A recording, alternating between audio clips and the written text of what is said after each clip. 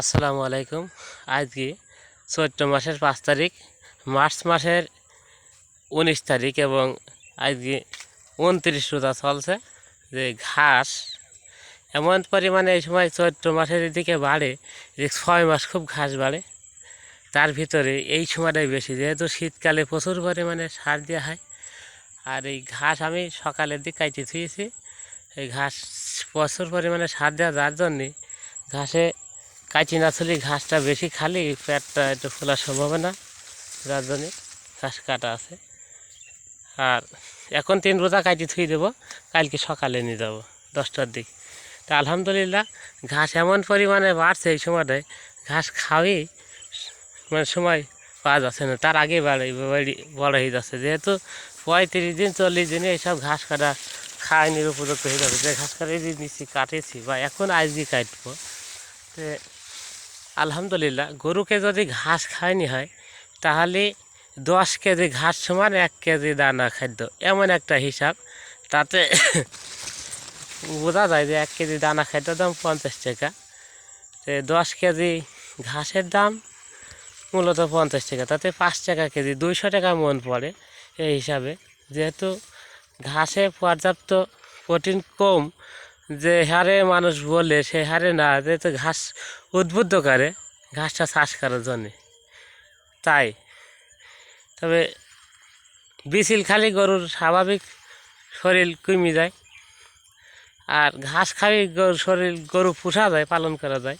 তবে অবশ্যই দানা খাদ্য এর সাথে কিছু দিলে ভালো হয়। তবে 100 কেজি বা 200 কেজি 300 কেজি একটা গরুর ওজন যদি 300 কেজি থাকে একটা গাভী গরুর, তাহলে তাকে আপাতত 20 কেজি 25 কেজি ঘাস দিলেই চলে, যদি কিছু দানা খাদ্য দেওয়া যায়। 2 কেজি দানা খাদ্য দেওয়া যায়। তা আমার যে গরুকে গাভী গরুকে দানা খাদ্য দেব 2 কেজি, তাকে আপাতত 15 কেজি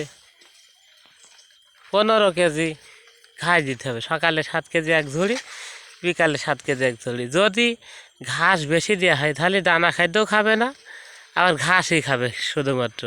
যেহেতু দানা খাদ্য তার খাতি মন চাবে না, তার হজম শক্তির সমস্যা হবে, বিভিন্ন ঝামেলা হবে।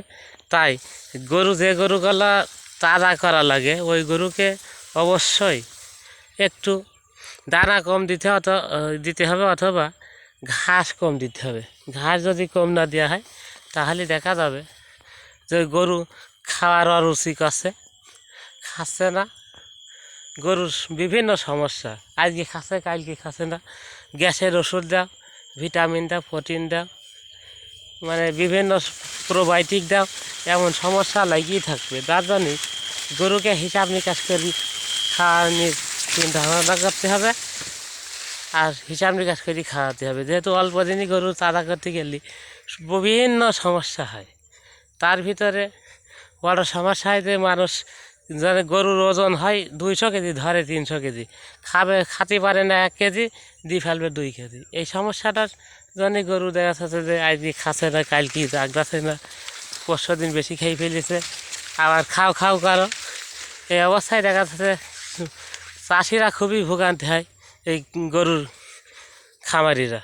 তাই অবশ্য চারদিকে খেয়াল রেখে গরুকে একটু সময় নিয়ে খাওয়াতে হবে। 6 মাস বাইন্দি অল্প অল্প করে খাওয়ালে আস্তে আস্তে শরীর ভালো হয়ে যাবে। যখনই তার শরীর ভালো হয়ে যাবে সেই মুহূর্তে তাকে 300 কেজির ওজনের গরু যদি 500 কেজি হয়ে যায়, তাহলে তাকে সেখন 5 কেজি দিলি সেখন চাষি বা ওই খামারি গায়ে বেঁধে যাবে যে আরে এত খেয়ে ফেলছে গরু, সেখন তার ভয় করবে। তো এই হিসাবে গরুকে খাওয়াতে হবে। প্রথম 6 মাস বাইন্দি খাওয়াতে হবে একটা গরু তৈরি করতে হলে। আর বেশি বড় তৈরি করতে হলে অবশ্যই 1 বছর বাইন্দি গরুটা বানাতে হবে, তাহলে ওই খামারি আলবে না। আর হঠাৎ করে 3 মাসে গরু চাঁদা করতে যাই যে খুবই একটা ফেরে পড়ে যায় যে কী খাবো, আজকে খাচ্ছে কালকে খাচ্ছে না।